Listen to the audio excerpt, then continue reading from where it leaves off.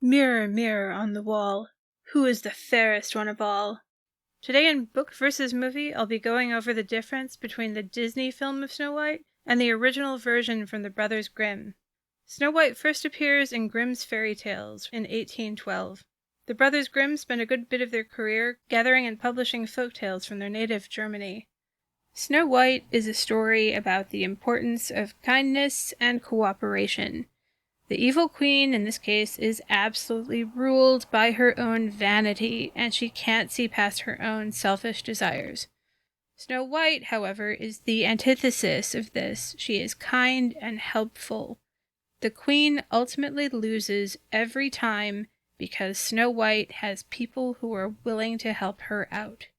I was a curious and voracious reader as a kid, and I loved fairy tales. I devoured any anthology I could get my hands on, and I was given a copy of the Brothers Grimm when I was 10 or 11 by an approving set of grandparents. I discovered, as all readers do, that the original stories from the Brothers Grimm were very dark and very violent. So when I came back to read Snow White again as an adult, my first thought was, oof, those iron shoes. Leaving that aside for the moment, the original story of Snow White begins with a vain queen who asks her magic mirror every day, "Who is the fairest of them all?" And every day the mirror answers, "You are the fairest of them all," until one day, when it doesn't, the queen's stepdaughter, Snow White, is now the fairest. The queen will not allow this, and demands her huntsman go take Snow White out into the forest and kill her, and bring back the heart as proof. The huntsman takes Snow White out into the forest, but takes pity on her and tells her to run for her life. He kills a stag instead and brings back the heart, which the queen then eats. Snow White runs through the forest until she finds the house of the dwarves, where she falls asleep until the dwarves get home and wake her up. On hearing her story, they agree that she can stay as long as she helps cook and clean. They warn her that the queen will keep searching for her and not to open the door for anyone. The evil queen, thinking that the issue has been solved, goes to her mirror and asks again, "Who's the fairest of them all?" firmly expecting it to be her. The mirror shows Snow White still alive, still beautiful, and in the house of the dwarves. The queen then goes out in the disguise of an old woman and convinces Snow White to come out. The queen then proceeds to try and kill her, first trying to cut off her breathing with enchanted stays or bodice laces, the second with an enchanted hair comb. The first 2 times the dwarves get home and undo the laces and knock aside the comb. The 3rd time the queen poisons an apple, but only half the apple, the red half. The other half is fine, and she convinces Snow White to have a bite because she herself takes a bite of the non-magical, non-poisoned half. This time the queen gets back to ask her mirror, and she's told finally she is the fairest in the land. The dwarves get back and find Snow White dead, but still looks alive. So they build a glass coffin for her and put her on the side of a mountain. A prince finds her there, falls in love, and begs the dwarves to be able to take her back with him. The dwarves reluctantly agree, and the prince tows the glass coffin back to his castle. The coffin hits a bump, which dislodges the bit of apple in her throat, and Snow White wakes up. Then she and the prince go back to his castle and live happily ever after. They do, however, invite the evil queen to their wedding, where she shows up, and they already have waiting a pair of iron shoes in the fire, which they strap to her feet until she dances to her death. This is clearly different from the version we all likely heard as kids or saw in the Disney film. The queen had to try 3 times before she was even partially successful. There's no kiss, instead Snow White is awakened because her coffin hits a bump and dislodges the apple, and there's a truly gruesome death for the queen. In the Disney film, we begin again with the queen asking the mirror who is the fairest one of all, and the mirror replies that it is Snow White. The queen looks out the window at Snow White below, who is singing into a wishing well in a duet with herself.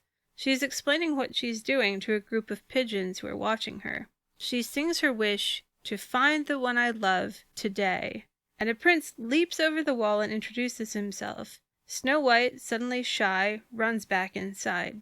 The queen then tells her huntsman to go take Snow White into the forest and kill her, and bring back her heart in a box. The huntsman can't do it and tells Snow White to flee.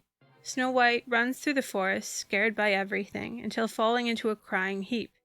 The forest animals watch her. Then Snow White pulls herself together and apologizes to the forest animals for overreacting. She asks the forest animals for assistance finding a place to stay, and they guide her to the dwarves' cottage. She decides to try and make a deal with the inhabitants to stay in exchange for housework. Snow White and her animal friends clean the house and get dinner started before she falls asleep in their beds. The dwarves get home and find her in their bed. Snow White explains what happened with her stepmother, and they agree to help her. The only one not initially on board is Grumpy, who says all females are, quote, full of wicked wiles. Another dwarf asks him what those are, and Grumpy replies, I don't know, but I'm against them. However, she made dinner, and the dwarves are quite happy to have someone cook for them. She tells them firmly to wash up before dinner. Then afterwards, they sing and play music, and then ask Snow White for a story, a love story. Even Grumpy starts to come around to her charms while she tells her story. In the morning, they leave and tell her the queen will still be after her and not to let anyone into the house. Meanwhile, the queen has transformed herself with a potion and poisoned an apple to give to Snow White. She even checks whether the poison has an antidote and thinks she's covered because the only known antidote is true love's kiss, and Snow White is staying with a bunch of old dwarves. The queen goes to Snow White, convinces her she's just a helpless old woman, and tells her to take a bite of the special wishing apple, which Snow White does and then falls down asleep. The forest animals go to tell the dwarves something's wrong, and the dwarves rush back to help, riding deer like horses. But it's too late. They chase the queen, who tries running up a mountain, but she is hit by lightning in a storm and falls to her death. The dwarves are heartbroken and build a glass casket for Snow White, where they sit grieving until the prince shows up, kisses her, and wakes her from her sleep. The two of them then ride off into the sunset to his castle and live happily ever after. Disney's Snow White was the first full-length animated film. It's difficult now to appreciate what an enormous leap this was at the time, but in the 1930s, animation was limited to short films that played before the movie. A feature-length piece of animation seemed nearly impossible to create, and people wondered if anyone would even sit for a cartoon of that length. There was speculation that the continuous stream of bright colors would hurt people's eyes, too. Watching Snow White again as an adult, I was struck by what an absolute masterpiece it is. The animation is beautiful, from the backgrounds to the characters and how they moved. But what really captivated me was Snow White herself. Disney's Snow White is a fully realized person. Snow is not only the first, but possibly the greatest of the Disney princesses. She's absolutely magnificent. Snow White almost gets killed, runs terrified through the forest, then through an act of sheer will pulls herself together and apologizes to the forest for freaking out. She calms herself down and asks where she can stay for the night, then negotiates her stay with the dwarves. She doesn't hesitate to work, cleaning and directing the others. She cooks, she gets the dwarves to wash up, and she focuses on winning over the most dubious of them, Grumpy, who then becomes her most ardent savior when she's in trouble, the first to jump on a deer and gallop back to help her. Snow White is a leader, one who gathers support. Everyone and everything helps her out because she's nice. She helps the forest animals, and they help her with anything she asks. She charms over the dwarves, even though they know it's dangerous to help her. This is in direct contrast to the evil queen, it should be pointed out, whose only instinct was to kill anything resembling competition. By the end of the movie, I found myself in the same position as the rest of the forest animals, who would help her out just if she asked. And I find myself looking to her for inspiration about how to manage myself. Snow White effortlessly directs the work of others, largely by being kind, even-tempered, and focused on winning over her biggest critics. She is the ultimate girl boss. According to the animators, Snow White's realism and relatability were key to the film. For a full-length animated film to work, the characters' plights and struggles have to be human, complex. Snow White worked because she was such a nuanced character. The dwarves, even though they were more of a caricature, still have personality and nuance as well. Thankfully for Disney, the film was a massive success, a blockbuster on the scale of Star Wars or Avatar. The Disney studio was set to go ahead and produce the rest of the movies of our childhood. So in my vote for book versus movie, I have to vote for the Disney movie. They took an old fairy tale, completely reworked it until the Disney version was the correct version of the story. There's almost no point in reading the original unless you're a very curious reader and want to know the really grisly version of the original story. What's more, I would encourage others to rewatch Snow White. I hadn't seen it since I was very young, and I found it more moving and beautiful as an adult. And after years of Hollywood trying to define what a woman heroine should be, Snow White suddenly came out as a shining example of grace, humor, and true leadership. A few side notes I had from watching the movie and reading the story. First, from the Disney movie, the first thing I noticed was actually in the credits where Walt Disney thanks his staff.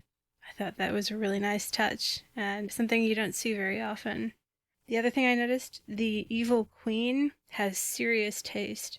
Her throne is a golden peacock throne, and even in her evil lair in her dungeon, she has a pair of scales that is held up by a skeleton. I actually thought if I had an evil lair, I would want those same skeleton scales. Likewise, the dwarves' cottage had some serious decorative taste.